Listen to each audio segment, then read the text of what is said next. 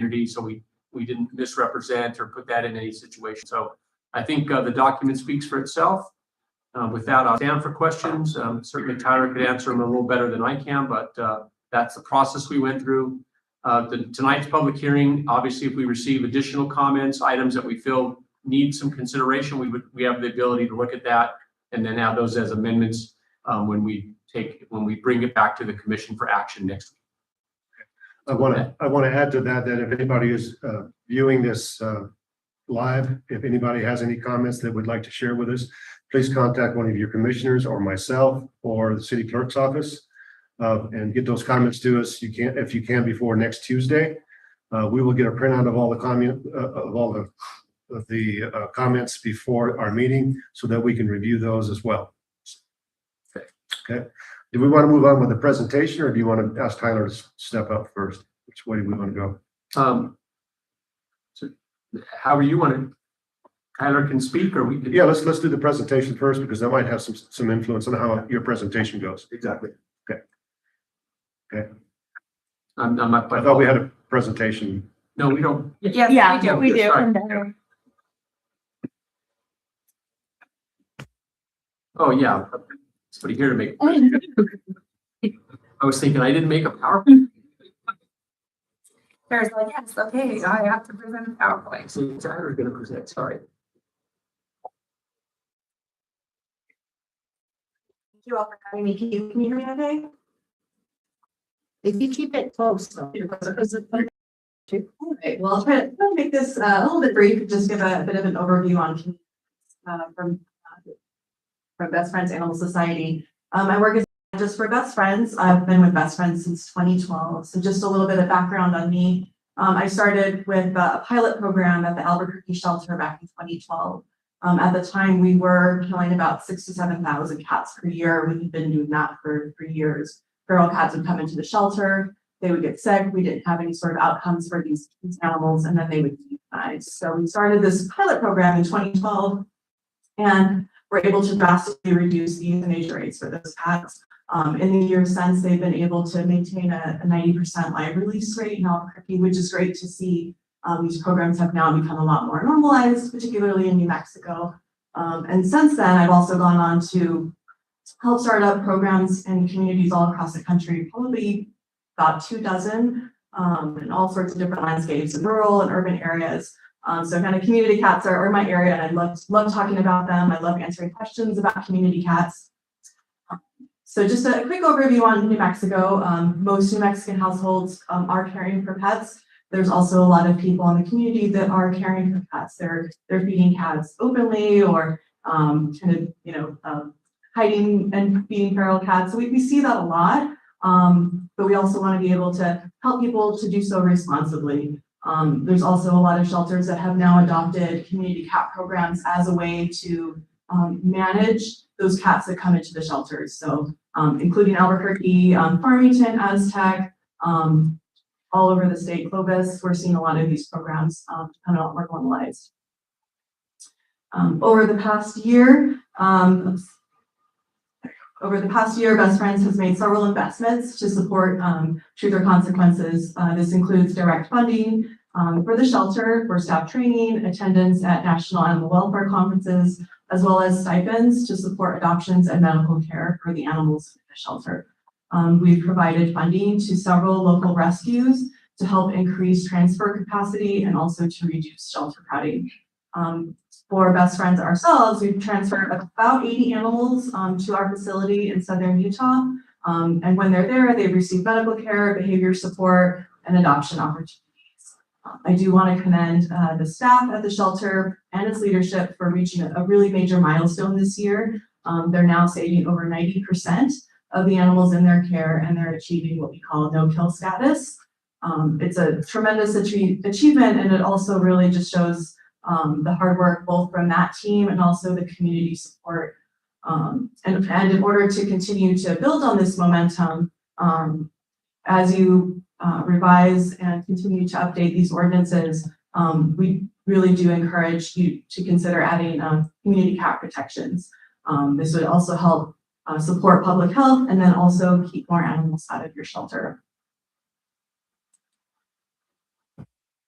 So we traditionally used a dog model in animal sheltering with how we deal with cats. And what we've learned over the last several years is cats really need to be treated differently. We don't want to take that dog model and apply them to cats. One of the things that I really like about community cat programs is if you love cats or if you loathe cats, community cat programs will work for you. So it's not just for people who love cats. It's also for people who see them as nuisances. There's ways to mitigate that, and there's ways to address those issues within a community cat program. Great. So why community cat programs? Simply stated, what it is it's a common sense, cost-effective solution for controlling free roaming cat populations by preventing additional births instead of trying to house, feed, and then either adopt or euthanize cats. Just based on what's come in for 2025, about 180 stray cats have come in so far, and that includes cats of all ages. So assuming at least half of those cats would have been eligible for a community cat program, which would have freed up a lot of housing within the shelter, and also help to address nuisance calls that can sometimes come in with those cats. One of the things that we saw in Albuquerque too that I should mention that was kind of an unexpected benefit is we saw a reduction in dead on arrival calls. So that was kind of a nice benefit that we saw. There was less cats that were intact, so they weren't free roaming, looking for girlfriends, less likely they get hit by a car. So it wasn't something that we were expecting, but sometimes we kind of get those additional benefits, which is nice. All right, so CCP eligibility. I think a lot of times people get worried that we are releasing cats that don't know where they're going, or they're somebody's pet cat. So that's not what this is. These are for stray cats that come in that do not have any sort of ownership. So they're not microchipped, they don't have a collar. These are not your hoarding cases or your confiscate cats. So with these programs, it frees up resources to be able to deal with those cats that aren't eligible. So your hoarding cases or your neonate kittens. Cats they come in, they're healthy, they're old enough to receive a rabies vaccine, so no small kittens. But if they meet those criteria and you have a good location for them to go back, so you have an address that was provided at intake, those cats would qualify. So then they're fixed, vaccinated, they're given an ear tip as a sign that they have been sterilized, and then they're returned right back to the location to where they come from. Temperament is not an issue for eligibility for these cats, so they can be friendly or they can be feral. So if they're a friendly cat, someone in that community has made them friendly. Somebody is out there feeding them. So that's at the time where you then do a little bit of community outreach, find out if these cats are causing a problem for somebody, is somebody frustrated with these cats, going out and talking to your neighbors and finding out a little bit more about where these cats comes from, because there's usually not just one, there's usually more than one. So I've always considered those are like our red flag cats. So if I know that there's one unaltered cat that's coming from this house, let's do a little bit of digging and a little bit of detective work, and then try to find out where the rest of the cats are, who's feeding them, and then can we get those cats sterilized, and then also prevent litters from coming into the shelter in the future. So it kind of benefits down the road, not just those immediate cats. This picture here, I actually had it from, probably about 10 years ago. We started a program in, I think this was in Osceola County in Florida. And people were really happy to get their cats back, right? This is a friendly cat that this lady was feeding, and people care for these cats if they were their own. They're just very loosely owned by definition, but people were happy to get them back. But this way they can now continue to feed them responsibly, right? They're not just pouring out a 40-pound bag of cat food. It's part of that education piece of like, let's show you how to become a good community cat caregiver and work with your neighbors and make sure that if you see a cat that comes in that doesn't have an ear tip, let's go ahead and get that cat fixed.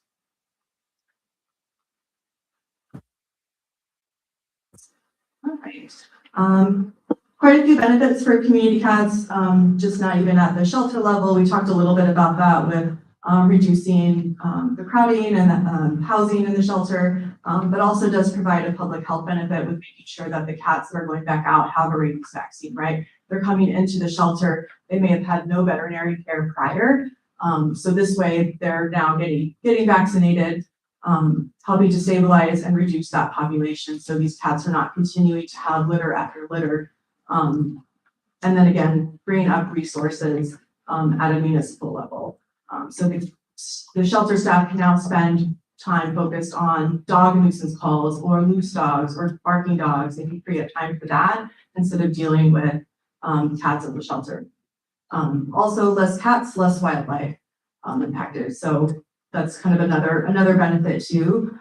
So again, like I mentioned earlier, if you love cats or if you loathe cats, this is why this program is good. We're trying to reduce that population of cats. We're not adding more to the population. Over time, we're going to reduce that number of cats that are in the community.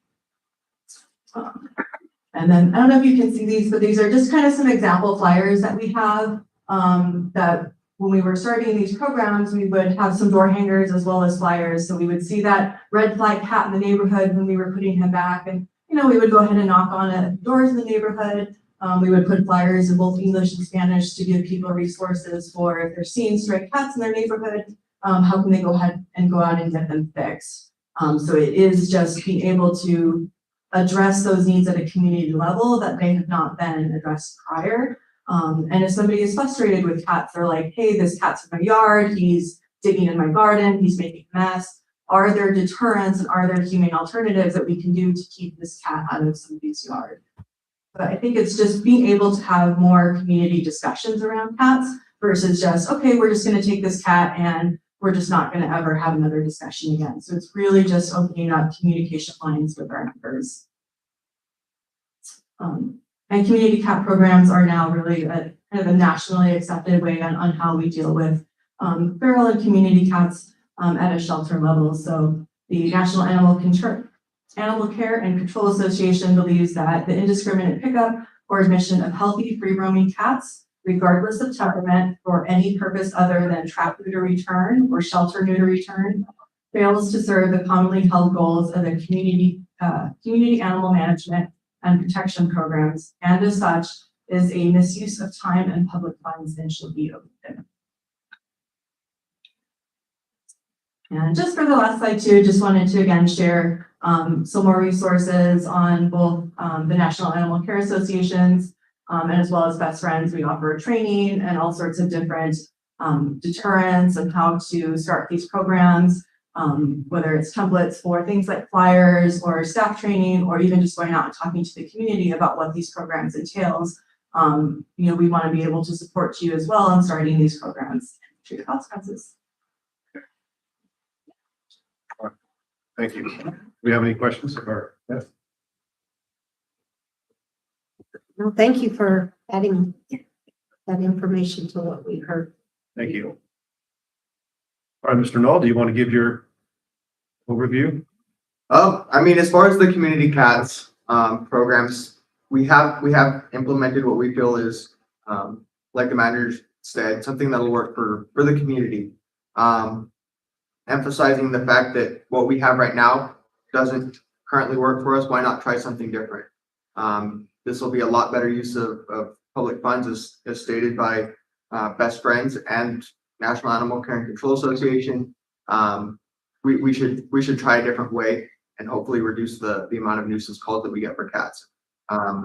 Not so much in the winter, but especially the summer. That's probably half of our workload is handling nuisance cat calls, as well as unexpectedly DOA calls for dead cats on the side of the road. So if we can reduce both of those calls, that frees up time for us to be doing more proactive enforcement and things like that, and hopefully reducing our feral cat population.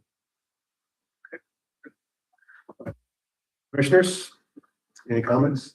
Are we gonna make our comments now and then go into public talk and then we can comment as we go to them? I think we can go on to our general comments in addition to the community cat program. You go first this. And then you go.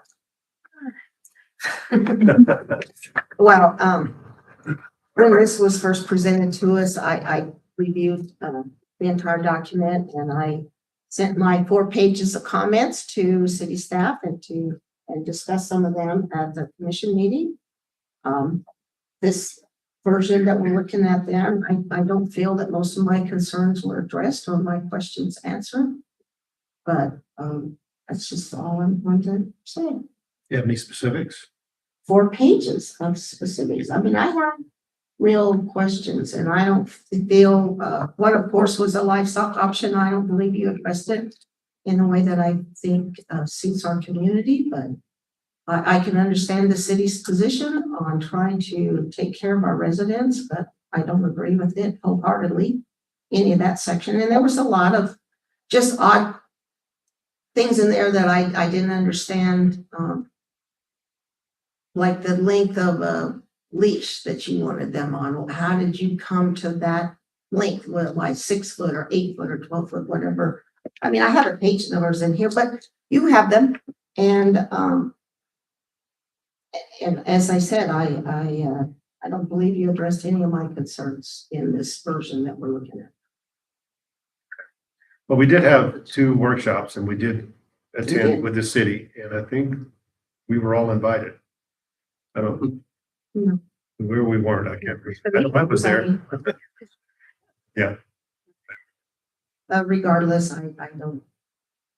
Okay, and have you sent your comments to the manager? Comments came. Yeah, so you, Okay, the initial, I received those comments. right. okay, all right, thank you. I'll look through those comments. Maybe not necessarily go page, for 4 pages, but can we look at the section? Can we bring up those sections that Commissioner Fall had? The livestock section. No, just her section, whichever one she had. I know we don't have time to go over 4 pages, but No. if she can we Well, kind of I just get an can ask overview? some of those questions. Yeah. Under section 310, it's now section 310 in this version. I noticed that it says we are employees. Excuse me. There are timelines in our. See, you didn't want me to talk. No, I'm saying I it. know. It wasn't picking up, sorry.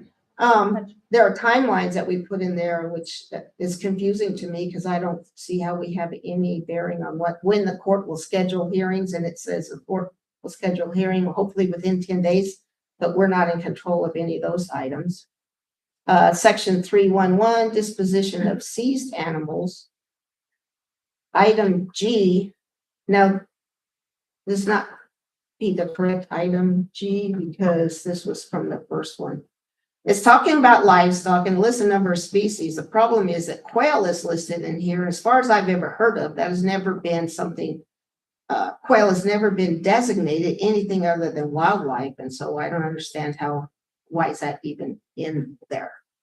So anything that refers to livestock is based off of the state livestock code. So that's all taken from the state livestock code. Quail is listed as livestock. Yes, it is. There are domestic quail. In fact, my father-in-law used to raise them. Well, yeah. So, I mean, so But that would be fowl, not livestock. So I just thought that definition was. Yeah, a little- it is just taken from the state livestock code. And then as far as timelines, to answer your question, Commissioner, on section 310, to an extent, no, we don't have a bearing on when the courts schedule hearings and things like that. However, the moment that someone is cited in a court and things like that, a timeline begins counting down. After 10 days, courts can start, or cases can start being thrown out for lack of due process and right to speedy trial. So that goes in line with someone's right to a fair and speedy trial. Okay, well, some of those could be maybe explained to the general public then. I just think it's confusing. Right, sorry. Okay, this restraint of animals. So I think it's section 3.70. Why is an invisible, so item B, subsection E, why is an invisible fence not an acceptable form of restraint? So we determined that from multiple different things. We do have people that utilize invisible fences and things like that. And actually, Leading with Best Friends brought this up, stating that some subdivisions don't allow physical fences and such. None of our subdivisions currently prohibit the use of fences or anything like that. what we've actually found out is things like electronic leashes, invisible fences and things like that are not a great form of restraint because it may keep your dog in. It doesn't protect your dog from other animals coming in and causing dog fights and things like that, dogs running at large. What we've also found out is that people have a very good tendency to forget to change batteries out. So it may not properly restrain. Some are very limited to distance. So once a dog gets a block away from the house, it stops sending out signals and it no longer works properly. So we just figured in the best general safety, it's not the best way to do things. We have aggressive dogs that currently have shock collars and things like that people utilize. When a dog is going on an adrenaline rush, chasing a car, chasing somebody, chasing another animal, it may not respond to a beep or shock or a vibration or anything else. So we just figured in public safety, it's not the best to just be utilizing that as the only form of restraint.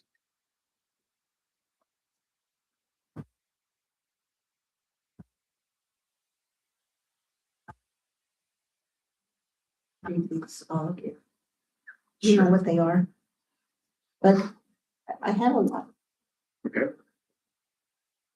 I have, I think, just two that I want to address, and I did attend one of the meetings, and so I got to see some of my stuff get changed in here. But I talked about the microchip. It was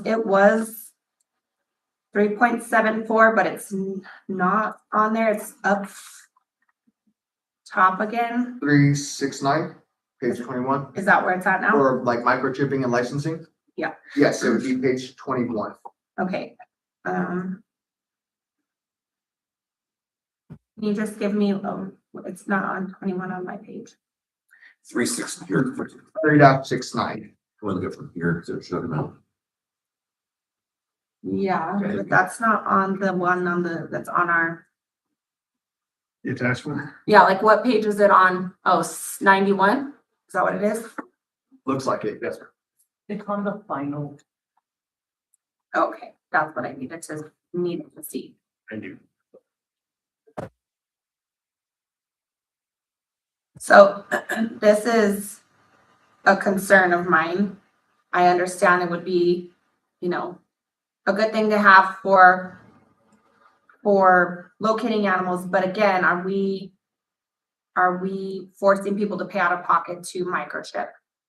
No, so with this, the way that this reads, you will have the option to continue getting an animal license the way that is currently available. Going to the clerk's office, paying the licensing fee, things like that. Okay. But this new way offers you the ability to go to a free microchipping event, go through any microchipping company you want, however you want to do it. Write a microchip number as well as your contact information in the clerk's office. They will approve you for a lifetime animal license. All right, sorry, have that was cards. on this final and I was looking at our old, Yeah. so it's hard to go between the Yes, two. yes. All right, I better look at the livestock one, the new one, before I open up another can of worms. Okay, while you're looking that up, I'll ask another question. Okay, where is the livestock one on the new page? So you're probably going to be looking under prohibited acts. Let me see if I can find that exactly for you. Oh, animals running at large, livestock running at large. Okay, Yep. I got Yes, it. exactly. I'm gonna read this way she goes on. What page is it? 95. Since you found it already, then I'll wait till you're done. Go ahead, I'm gonna read it. Okay, two more questions. So under sale of animals, and I don't know, I wrote down the first section, so I don't know where it's at. But it says that no one is allowed to sell or give away animals either in public or on their without a business license. I abbreviated what it actually read out, but my concern about that is like there's kids that have puppies, or why is it that they have to have a license when kids have puppies and they're trying to give them away so they don't have them, they're not in the shelter, they're trying to take care of their puppies, but they're kids and they don't have a business license. Or I have a litter of puppies and I put it on Sierra County Square that I have a bunch of kittens and I want to give them away. I don't see the purpose of requiring them to have a business license because they're not going to have one, but they're finding a way to take care of their animals without taking them to the shelter. So why are we forcing them to do that? Wasn't it if only you're gonna keep them permanently?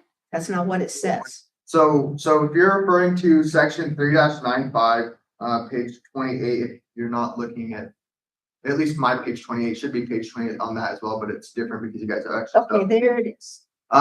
So we haven't actually changed that based on what our current code states. Our current code states that no person shall display, sell, or offer, or barter, give away, or otherwise dispose of any animal upon any street, sidewalk, public park, or private business, unless said private business is properly licensed, or such person is acting on behalf of the animal shelter. That's the only thing that we change, is unless they're acting on Okay, behalf of the animal. Why shelter. is it in there in the So- first place? I think for the sale of it, that goes with our business license, because if you sell anything within the city limits, legally, you have to have a So what business if they're giving license. it away? If they're giving If away, you're giving they it can away, give it it's away. good. So this doesn't prohibit you from giving it away. It says you are prohibited from giving it It away in a says public give place. away, right? In a public place. On their sidewalk. So they're in front of their house. It says public park or private business on any street sidewalk. So they could be in front of their house giving away their puppies. As long as they're on their property, on their private property, they're good. The sidewalk is public property. But and they it would need a says business for license. sale though, it's not It's giving Give it. away, give away. Away. Yes, it does also say giveaway. But this is specifically on Why? public property. Yeah, I know it's already, why are we making them do that? What is the purpose of that? That just goes in line with our business license sections. So Well, that, the kid giving away his puppies and he's not gonna have a business like. Because So I'm just saying Joe jumped the fence, and knocked up their dog. So if they called you, Tara, and said, we have a litter of puppies, what do we do with them? We want to give them away, like, what would you tell them? We tell them to put them on Facebook and find a new home for them that way instead of Mhm. coming to the shelter. But we tell people to do it responsibly and usually not ask money for it because they're going out not fixed, not vaccinated, no microchip, no nothing. So do you want us to just take out that portion where it says giveaway on there? Right, because I mean, this, we're punishing people, so we're violating, some kid's giving these puppies away. He's standing on the sidewalk because people are gonna think. Let's get away from kids, because kids do what their parents ask them to do. It's not the kid going out. Well, to give. it's. So if you make contact, you gotta make contact with the kid's parents and talk. Why to are them. we making them pay a business license to try and not have animals in the shelter? I mean, I think we could amend it to where it just says where they can't sell it because that's what the portion is, sale of animals. So we could just take out that portion where it says giveaway. I don't think that would be. the giveaway is really meant as you can't give it away as a prize or anything like that. That's really where this comes from. That's what the intent of this is. And you'll see that in section C of that says no person shall offer as a premium prize, award, novelty, or incentive to purchase merchandise of any live animal. what if the 4-H club does that? Have they done it in? the past? They're properly licensed to do so. They're The 4-H properly club is licensed to give away an animal. in most cases, there's proper licensing gone through where they're following state livestock code. So livestock is completely separate from this. The intent of this is The intent and what it says or not. I think we have to take giveaway out, because if they would call our shelter and our shelter says, try to give them away, let's just take that out of there. okay. Regardless of what the intent is, in my mind, right? Like it says giveaway, let's take giveaway out, and then people are free to give their animals away because something happened. And then hopefully they are working with the animal shelter in that time to get their animal fixed so that does not continue to happen. My recommendation. Take out giveaway. And it also just prohibits people from going to Rolf Edwards Park with a box of puppies saying, take these, take these, take these. I think that was part of it as well. This again. That's a still great way to follows- give away, but that's a great Yeah, way to get rid of and puppies. I understand. This goes with what our current code states, so I really didn't change it much more than adding unless they're acting on behalf. of the Would that, shelter. if that suffice, Commissioner Fall, if we took the giveaway, like, let's let these people Yeah. give away. Yeah, Let them give them away their puppies. perfect. Okay, now back to mine. Wait a second. Oh, sorry. So I don't want to encourage people to go to Ralph Edwards Park and give away their puppies, Why? because you're giving away unvaccinated, uncared for dogs, you're taking them out to the public. Isn't But they never our will- object here to try to control the animal population? They're gonna dump them. Yeah. and they're gonna end up there. So they're trying to get them a good home. And hopefully, our hope at that point is that the people that take those dogs for free then go and give them a good home and vaccinate, register them, fix them and move on. If we take that it is now, they're gonna get fined for giving away this I animal. think- I don't think the idea is you can give puppies away on public property. That's just my opinion. I get that part too. They'll dump them anyway. It's a good place to go sit at Walmart or park and go with puppies. I guess that's true. The sidewalk, yeah. It's private property, Walmart. Can Tara maybe give us some input? What is your recommendation? Let's ask the expert here. The difficult one. I have puppies dumped all the time. We are currently expecting our 20th dumped litter in. They average anywhere from hours old. And Angela can tell you, one of her puppies that she has for me, we got in the shelter when it was 4 hours old. So as far as, getting rid of them or selling them or anything, people are dumping hour-old puppies. We had a litter in a few months ago that were 7 days old and they need to be bottle fed, and we couldn't find fosters, and sadly we lost 2 of them. So it's not so much as far as giving away or selling them, it's people getting their animals fixed to prevent unwanted litters, because as soon as the puppies are born, they're throwing them in a box and they're throwing them on the side of the road. So I don't really think it matters too much as far as age of the puppies, because they're still getting dumped and still coming into my building. So, yeah. What's your recommendation? Get everybody fixed and don't bring in puppies into the world. Well, it sounds like that you're advocating we should get rid of people away, because that you're telling, you're just saying that people are bringing them into you, and this is how things are conducted. I think they should just be rehoming their pets for no cost. In all reality, most of the dogs that are coming in or are strays, a good amount of them are not fixed whatsoever. So in my opinion, if it were me and I was in a situation like that, I would just give it to somebody who was a good home in hopes that they would get it fixed and they would get it vaccinated, because that's the overall thing. I think people should just. So then we are hearing that you think giving away needs to be an okay thing. Now, do we do it, offering it in a public place is where I can just see puppies in Ralph Evers Park every weekend, somebody's giving them away. I don't know if that's what we want to, So my fear with giving them away in a public place is most of the puppies end up getting parvo. How much, OJ can probably tell you, he's probably has never gone out to that grass and has never sprayed bleach or disinfectant to kill parvo on that grass. So if you have puppies out there that have never had vaccines or their first set of vaccines, their chances of getting parvo, getting sick, and coming into my shelter when they're on the verge of death and trying to nurse them back to health is really big. So that's my big thing as far as public places, is because I'm sure OJ doesn't want to buy a ton of bleach and spray all the grass everywhere and kill it. Because that's kind of the only way to kill it, is with bleach. So as far as public places, I say no, because of the exposure to illnesses that are out there. they're just gonna go dump them in Ralph Edwards anyways. they can, And keep it away from their- I don't even care if they're on their sidewalk in front of their house, that's fine. But I don't want to encourage people to go to a public place like a park to give puppies away, because I think But you're he said inviting it's- some problems. It's been in there this whole time. It's always been Yeah. there, and that Okay. hasn't been Right. an issue before. So I'm saying, just if we take out the giveaways, they're selling it, they're trying to make a profit. They're trying to give it away. They don't need a license to give it away. And the rest of it, it's gonna happen regardless, but, Yeah, what she says is gonna happen, I don't, whatever you guys think, I don't care. all right, we'll move on. Okay.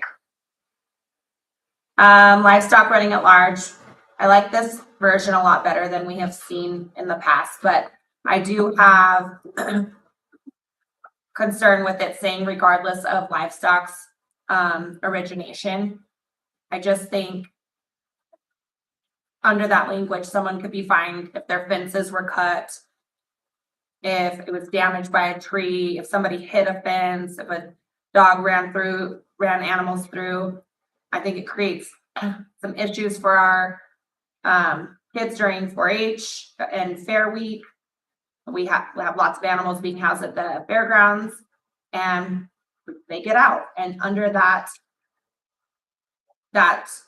wording, those kids and those families could be at risk for criminal penalties for just an accident. So I just want us to keep in mind that we are an ag community. And even with the best fencing, things happen, and animals are animals. And so I want to avoid a single unavoidable event that could really hurt one of our 4-H or families. So am I not talking into my mic? Yeah, you are. It's just getting interference. So my recommendation would be to changing it more along the lines is that livestock owners shall not knowingly or negligently allow animals to run at large. Incidents caused by weather, vandalism, equipment failure, or circumstances outside the owner's control shall not be subject to prosecution. I think that would protect public safety without harming the responsible ranchers and the 4-H kids. I agree with you, to an extent. I think just removing, regardless of origination would still leave that same penalty. So that might be a little bit of a weird sentence specifically. I don't think we should put the exception for, due to equipment failure, things like that. We can take that on a case-by-case basis as each officer sees fit. I think if we were to put per equipment failure, things like that, people could say, well, each time, well, I had an equipment failure. We would have to start doing the same thing with dogs, cats, things like that. So I completely understand where you're coming from. We do take livestock rather differently, and I explained to you as well. In my 3 years of working at the department, we've never issued a citation for livestock running at large, aside from one specific instance where this lady had a goat and she was completely not taking care of the situation that needed to be taken care of. So I think we can maybe adjust it, but we may have to be careful on how we do it, because we'll end up having to change our animals running at large ordinance as well, just to make sure. And again, I understand. Yeah. And right now we are sitting here, you guys are sitting there, but that's not always going to be the case. And I know that it can change, but I want us to remember that really to take into consideration that if people are not, I know we can do more than the state, but this is the backbone of, it's a fence out state. And we really need to kind of be careful on which side of the fence we're falling on there. Right. I agree, and I hope we focus on habitual problems and not single instances. And I think Yes. we've done a pretty good job at that so far, so. But as Amanda said, you haven't done it, but these people will change. Since it's in there, then it could happen if the guy had a bad day, or, he could write him up. And again, we need to remember where we're from. Yep. And we know who the permittee is across the street, but what if you had said, regardless of the livestock's origination, so that, sometimes they get out. Remember Cody Cummings, right, all over Interstate 25. I mean, they get out and they could go a long ways. And so then we're punishing somebody. And I don't want us to be that community. I mean, regardless of origination, if they're in the city limits, it's still a violation, regardless of where they came from. I think it's also important to remember, when we issue a citation or a violation for any section in here, it's not a criminal penalty. It is a civil penalty. You are not subject to criminal penalties. So you go to court if you feel like anything that the officer did was wrong, and you can contest it in court, and the judge can decide, this is excessive, this is not. The burden of proof is now on us to determine that this was actually a violation of our ordinance, to take you to court. And if someone can prove in court that this was due to an equipment failure, someone cutting their fence or anything like that, then obviously it'll most likely be dismissed. And if they can prove that to us, even on the scene, we don't even cite for it. But again, I get completely where you guys are coming from. And that's why I think it should say something in there about negligence. Because if once it does go to court, then you guys, if they are negligent, that would be Right. something also for the city to use on your behalf. Exactly. Is that you can say that this is negligence because they are not taking care of that.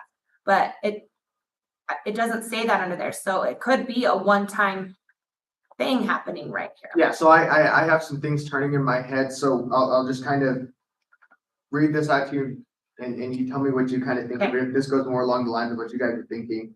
I would kind of just adjust it and say it's unlawful for owners of livestock to negligently allow or permit livestock to run at large on any public or private property, public street, public alley, public sidewalk, private or public vacant lot, or private property without permission of the owner thereof within city limits.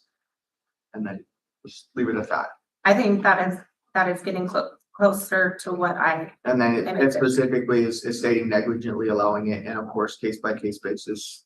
and instead of saying that unlawful, I would say negligence. I'm good.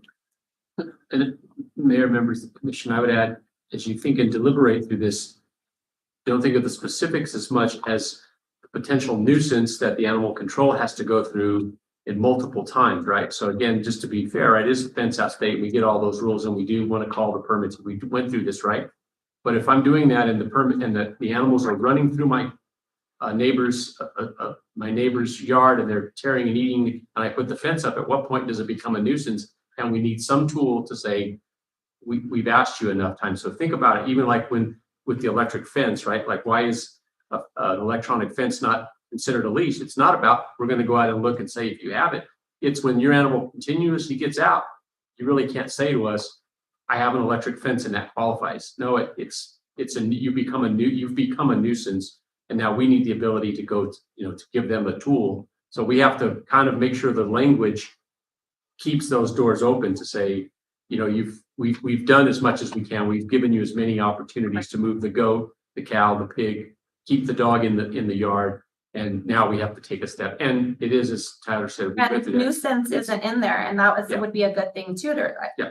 I just want to be very careful that as it reads right now, regardless of origination, a goat could get out at the fair and you're not in that seat, chief's not in his, and we have an officer at the discretion wants to write that family the ticket because their animal is running at large. So that's where I want to be. Yeah, sure. All right, any other comments? I had a question, actually. It's something that Officer Null just said. You were saying a moment ago that a violation of this section is not a criminal proceeding or something, but I missed what you said. Yeah, so it's not considered criminal, which is why under the state statute, animal control officers, code enforcement officers are able to enforce. If it was criminal, it would have to be a certified peace officer to be able to enforce it, according to state law. So ordinance generally is civil unless it's otherwise specified. So chapter 8 of our code of ordinances is actually criminal code. And a few of our ordinances do match what criminal statutes say, but this is more civil, and that's kind of how the judge treats it. So we actually have a burden of proof of the preponderance of evidence rather than beyond a reasonable doubt as you would in a criminal case. Well, okay, that's what I'm trying to understand, because I'm looking at 3-144. That's the penalty provision. But that only pertains to a violation of section 3-139 through 3-143. You're looking at which one again? I'm sorry. I'm on page 40, section 3-144 penalties.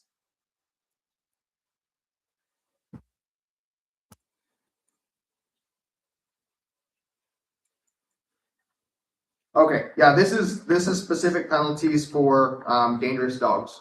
Okay, And is there of our dangerous dogs. is there another penalty provision that governs the rest of the code, and I just missed it? I know I saw it there. Yes, that's the very I saw your let me get to the exact. I saw your draft. I saw that, and I'm not finding it. Yeah, we do have separate section. Why? It's gonna be Ordinance 3. Where? 17. I'm sorry, I thought. Page 17. 15.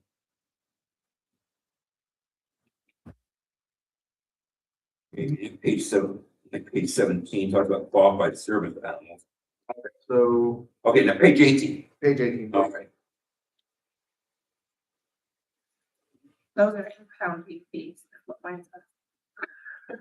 So it's 17 right underneath qualified service animals, it'll say penalties, general penalties. Yeah, that's the penalty provision. That's what I was looking at. Because actually paragraph one, Oh, general pen. because I'm looking at any person who violates any of the provisions of this chapter shall be deemed guilty of a misdemeanor and may be punished by a fine of $25 and not exceeding $200 and/or imprisonment for a period not exceeding 90 days. You can go to jail for 90 days for your goat. Well, it's not exceeding at least. I got what I'm saying. I mean, I think you would have with a citation in magistrate court, which would be treat this as a criminal matter, wouldn't it? So the judge really does treat it as sort of a criminal matter, and he does kind of hold it to the standard of beyond reasonable doubt, and that's normally the standard we go off of anyway. Before we try to take anything to court, it's just a better way to do things. However, in municipal court, it was treated completely civilly. So that would give us the ability for this to handle things administratively outside of court. That's why the town of Edgewood, for example, for their nuisance stuff, they're allowed to take it through an administrative hearing officer. We could do the same thing because it's not criminal. It could be quasi judicial. It doesn't necessarily have to be judicial. Well, all right. I mean, the fact that you used the word misdemeanor, Great. I didn't get anything. Above my pay grade, right, Jeff? I guess the word misdemeanor to me connotes that we're talking about a criminal matter. Yeah, and I get where you're coming from. The judge has explained the reason that we're enforcing what we enforce is because it's civil, because people bring up in court, I'm being treated like a criminal, and the judge says this is a civil penalty, same like a traffic ticket. Interesting. Okay, I That's good. would have gotten a different conclusion from what I'm reading here. Okay, it's treated that way, then. Wait, any other comments? And then, Mayor, members of the commission, there were also provisions that the chief pointed out had to be treated as criminal code. And those are kind of delineated like the vicious animal and those things which aren't necessary. They go beyond, and they would require a law enforcement officer to make that. And we had that with the chief present. We had that discussion and made those corrections.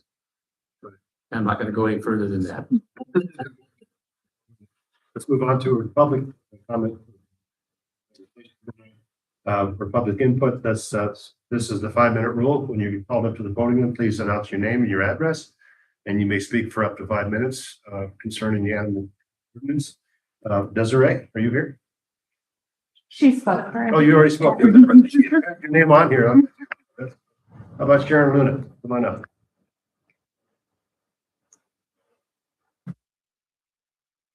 I am Sharon Luna. Thank you guys for listening to me. I just want to thank Commissioner Forrester and Commissioner Fall for addressing on the livestock. I don't live in the city of Truth or Consequences, but we do show at the fair. We have plenty of people that come in for rodeos. We have people that come in for livestock schools, and this could really, really detrimental, put a big impact on it. And it can also impact hotels, people coming in, because what I see when I look at this is you're bashing, you're trying to get to the livestock community, and we don't want that. I mean, I totally understand the nuisance. If it's a nuisance, let's do it. What kind of scares me is the words intent, kinda, most likely. That almost to me is on the same as assume, and you know what happens when you assume. Just like Commissioner Forrester said, just because right now they're treating them like that, that doesn't mean tomorrow. If it's in black and white, it can change, it can't change. So I caution you to use those strong words. Thank you. Thank you, ma'am. Thank you. Catherine Skinner.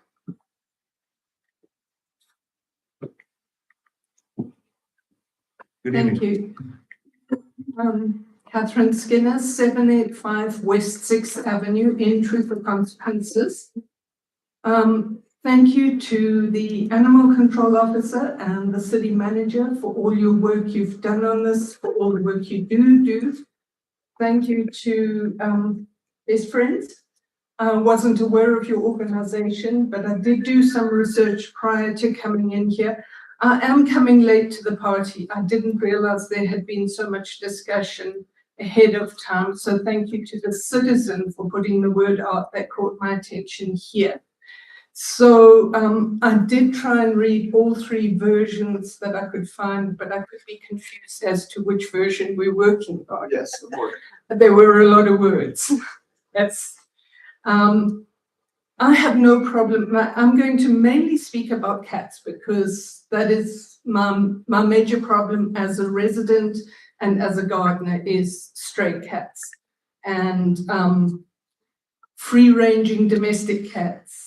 I have never seen any with tipped ears, so I can't speak to them actually being community cats.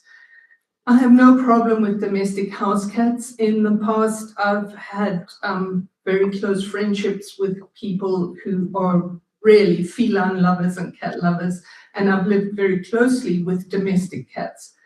I don't have any pets myself right now, but I do have a lot of neighborhood animals that enter my property without permission.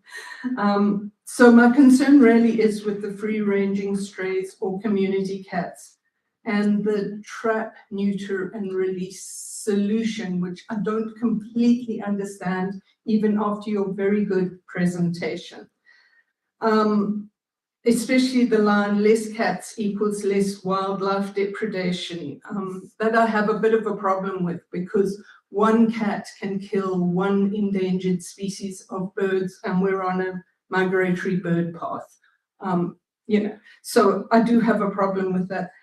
And with the use of the word humane, but who's speaking about the humane treatment, who's speaking for the humane treatment of wild birds, lizards, insects, or any other critters? I would say that that's the whole leaning towards the domestic cat solution of free-ranging community cats is speciesism.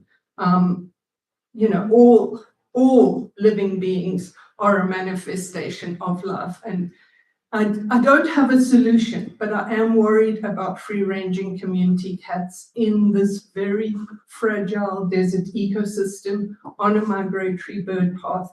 I'm also worried. I did put this question to an environmental lawyer associate of mine, but I haven't had a response. I think they're very busy with a case right now about how this would impact the International Migratory Bird Treaty Act of 1918, but it's been amended many times since. So my second choice for an expert was a wildlife biologist who has extensive field work with background in field work with problem animals. And their response was that free-ranging community cats are a real problem. There isn't a very good solution in a semi-rural area such as this. We're not an urban area where I can understand the community cats thing. We are very, very rural, very, very fragile. There are all kinds of lizards and things that are also threatened by free-ranging cats. I come out and see a massacre in my garden. I've got 45 minutes, so I'll just go on to quickly the other heading. I am concerned about the vectors for disease because the food that's put out for free-ranging cats also attracts skunks and foxes, which is then the rabbit animal thing. And I know we have rabies in Sierra County. I know that skunks are attracted to cat food, but I don't know exactly how the community cat feeding works. So there's a lot that I don't know. I applaud you for wanting to do something humane, but as a gardener and as a resident, the trespass of cats in my yard, and all of them seem to be domestic, is really problematic. So thank you, and thank you for your time. Thank you, Commissioner. Can I just add one thing to Councillor Farr, who wanted to talk about giving away free cats? Angela Torres will know how many times the farmers market uses Ralph Edwards Park. I'm a farmer's market vendor. We regularly clash with people, regularly, meaning very, very often. And I used to volunteer in assistant manager position. We regularly clash with people giving away free animals because that violates the farmer's market regulations. But people turn up because it's Ralph Edwards Park. It's as our mayor has said, it's a public place, and they turn up with a box of kittens on their bicycle. And I would say we very, very regularly, and I'm there as witness on Saturday mornings to the conflict it is causing in our community. Some of them don't look very well cared for. All right, ma'am. Thank you But very I've much. never seen kids doing it. Thank you. Thank you, ma'am. I appreciate your Thank you. comments. That exhausts our list. I don't think we have anybody else in the audience wishing to speak. Well, thank you, folks, for that very valuable input. We've taken notes. We'll have minutes. We'll do our final draft next on the 17th. We'll have one more public hearing. So if there's any more comments to be had, please submit them as I indicated earlier. One thing I know about this community, we care about our animals. And, we want to make sure that we take care of them as much as we can, and give people the tools that they need to take care of them, and that we give our animal control officers the tool they need to enforce our laws and regulation in a way that works with society and a way that works with us. So I think we have pretty level-headed folks that work for us all the way around. We're not overzealous when we deal with these things. I think it's important to communicate and get the word out. And I think we accomplish those things when we do those things. So having any other comments from the commission? Yes, ma'am. I did have Maggie Cowie call my office today. She said she wasn't going to be able to attend, but she did like the community cat program, and she's glad that we added it to our draft. So I just wanted to make that part of the record. Interesting enough, I remember talking about the community cat program several years ago, and it wasn't as well received back then as it is now. It was misunderstood back then a lot more than it is now. I'm hoping that if we adopt it this way, that the result is going to be that we have less cats. Because we trap the cats, we bring them in, we sterilize them, and they're reintroduced back to where they were, but they don't get to propagate. And when that happens, we have less cats, and that's the end goal here. So I'm hoping that part of it works, and I know it's worked in other communities. Perhaps it'll work in ours, but we'll figure that out after the 17th if we pass it. And Mr. Mayor, on community cat, I think it would be a good, after Ms. Skinner's comments, I think it would be wise of us to maybe talk to our local game and fish, and just kind of see what their thoughts are, because if people are putting out food, she's very right. We are going to have tons of skunks. We are going to attract tons of raccoons, bears, because how many bears have we had in city limits? Quite a few. So I think we're just, let's see what their thoughts on it, because that's who we have to call once those animals are here. And if we have tons of food just going out for community cat, that might be problematic. Right, and just to help hopefully address some concerns, as far as the concerns about disease and things like that. It's not going to be considered a community cat by definition with our ordinance unless it is vaccinated for multiple different things. So not just rabies, but feline HIV, things like that. It's got to be a fully vaccinated, fully sterilized and ear-tipped cat before it's considered a community cat. So we won't have a risk of them spreading disease, things like that. We do have provisions that constitute what a community cat nuisance is. So if you're feeding and it's attracting other animals, that constitutes a community cat nuisance, and you can be held accountable, and we can tell you you need to adjust how you feed these community cats that you take care of. So those are things that we are currently working with, but we will work with Game and Fish as we always do, and see what we can do to maybe what they recommend to help mitigate some of those issues for extra wildlife coming in and eating this cat food. Yeah, it might be provisions on where we allow this community cat. I mean, we probably don't want that to happen down at Rodeo Arena, where we already have, how many times do Game and Fish have to go out there and trap skunks and raccoons and things coming, that we don't want to continue to attract them. Maybe here in town, we can have community cat because it's not as rural. I don't know, just something to maybe ask about where they are seeing the most problems with skunks and raccoons and things like that. Any comments? All right, any further comments? We're not advocating it, right? They want it, again, the ordinance is not advocating necessarily community cat that we're doing it. It just opens the door to allow someone to do that, but they have to follow the provisions. Right. Right, to do something. They would say, we've caught this cat, we've captured this cat, we want to release it back. Do all the steps and then they can do so. Otherwise, we're going to continue along the same path that we do. If we capture cats and we have them, our shelter's going to continue finding homes and doing the same process, right? So we're not going to be releasing those cats. It's not coming through us, and that's exactly what we're handling. So that's the hybrid, right? Which is to say, we'll allow you to do it. You can follow the rules. You're in. You've got all those provisions. Otherwise, we're going to just continue managing the population the best way we can. You know, Yeah, no, I get that And- point, and but you have maybe a we great- don't let somebody right? be a community cat person down at Rodeo Arena Yeah. or at, I don't know, Williamsburg or something, whatever, by the river. Because that's where they're gonna get overran by skunks and then it gets, anyways. Any more comments? No, I'm done. Okay. Any further comments? Nothing for me. All right. Really proud of the staff. They worked hard, and so hopefully you'll find balance in it and some reason. Well, it's been a journey. You know, as I said before, I think we've had over 100 staff hours into this thing, several meetings, department heads. Went through this document 3 or 4 different times, made changes. This is as comprehensive as it's going to get, I think. And I think you guys have done a wonderful job, and final product is there. Let's see if we have any other changes to make before or after the 17th, and then we'll get on with it.